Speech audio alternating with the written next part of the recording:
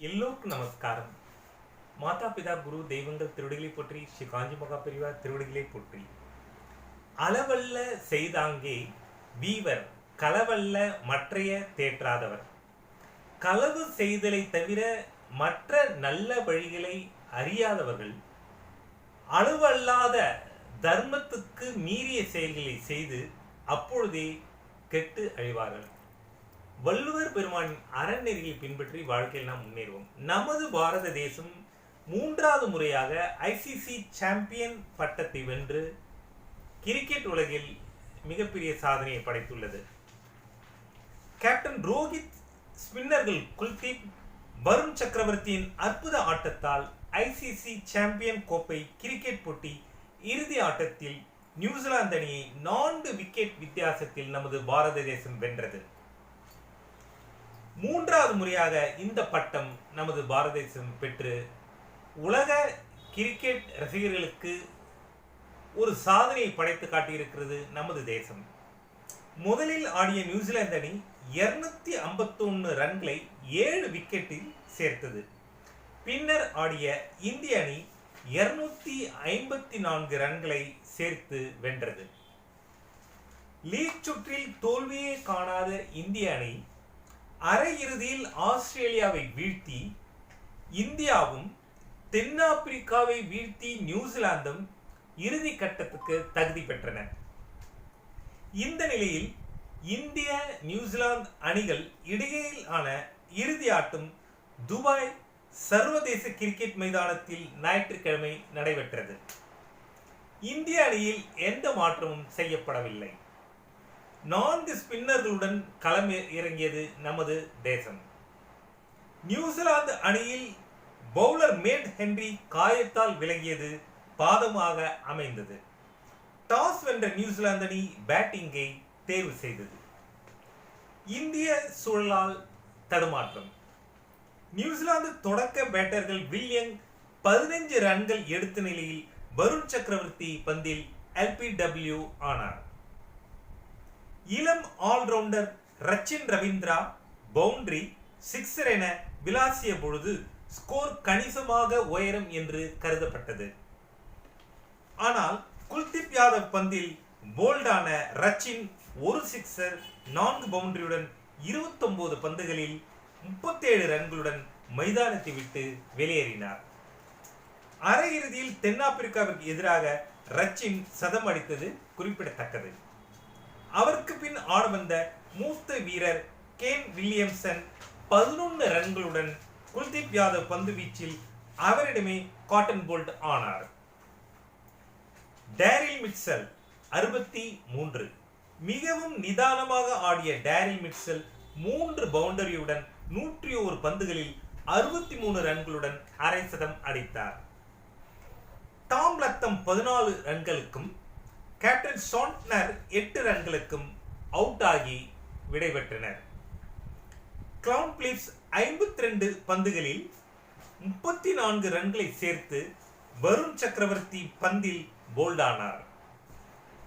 மறுமுனையில் அதிரடியாக ஆடிய மைக்கேல் பிரேஸ்வெல் 2 சிக்ஸர் 3 பவுண்டரியுடன் 40 பந்துகளில் 53 ரன்களை விளாசினார். கடைசி வரை அவுட் ஆகாமல் இருந்தார். New Zealand 251 run 7 wicket. நிர்ணயிக்கப்பட்ட 50 ஓவர்களில் நியூசிலாந்து அணி 251 ரன்களை 7 விக்கெட்டில் எடுத்தது. இந்திய ஸ்பின்னர்கள் வருண் சக்கரவர்த்தி, குல்தீப் யாதவ், ரவீந்திர ஜடேஜா ஆகியோரால் நியூசிலாந்து அணி ரன்களை குவிக்க முடியவில்லை. பவுலிங்கில் வருண் சக்கரவர்த்தி 245, குல்தீப் யாதவ் 240 விக்கெட்டுகளை வீழ்த்தினர். 3வது முறையாக சாம்பியன் பட்டத்தை வெல்லும் முனைப்பில் களம் இறங்கியது இந்திய அணி. அதற்கு 252 ரன்கள் வெற்றி இலக்காக நிர்ணயிக்கப்பட்டது. தொடக்க பேட்டர்கள் ரோஹித் சர்மா, சுப்மன் கில் இணைந்து நியூசிலாந்து பந்து வீச்சை பதம் பார்த்தனர்.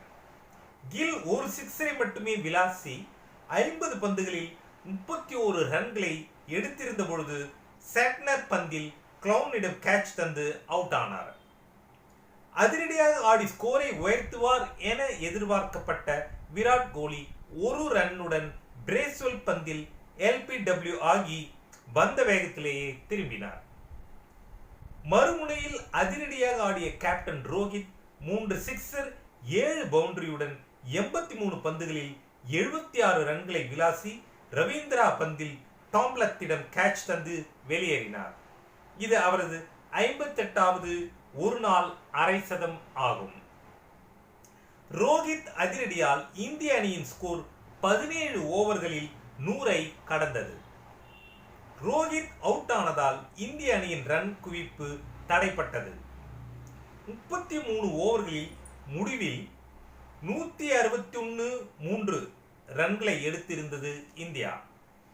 பின்னர் இணைந்த ஸ்ரேயஸ் ஐயர், அக்சர் பட்டேல் இணை நிதானமாக ஆடி ஸ்கோரை உயர்த்தியது.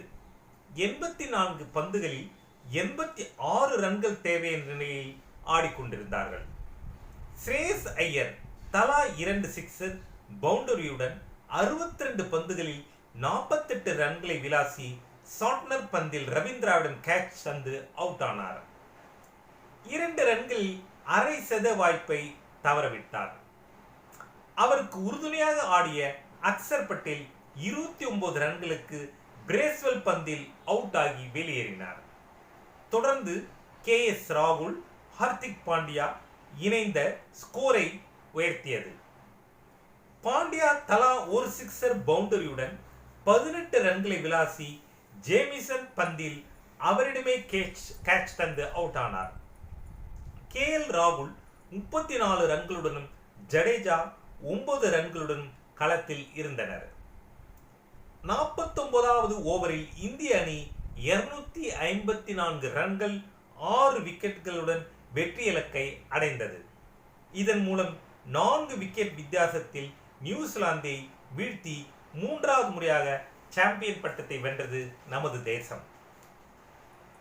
பவுலிங்கில் நியூசிலாந்து தரப்பில் சாட்னர் 2.46, பிரேஸ்வெல் 2.28 விக்கெட்டுகளை வீழ்த்தினர். ICC சாம்பியன்ஸ் கோப்பையில் 3வது முறையாக பட்டம் வென்று இந்தியா சாதனை படைத்துள்ளது. ஏற்கனவே 2002இல் இலங்கையுடன் கூட்டு சாம்பியன், 2013இல் சாம்பியன் பட்டம் பெற்றது நமது தேசம். தற்போது 2025இல் 3வது முறை பட்டம் வென்றுள்ளது நமது தேசம். ஜெய்ஹிந்த், வந்தே மாதரம், பாரத் மாதா கி ஜெய்.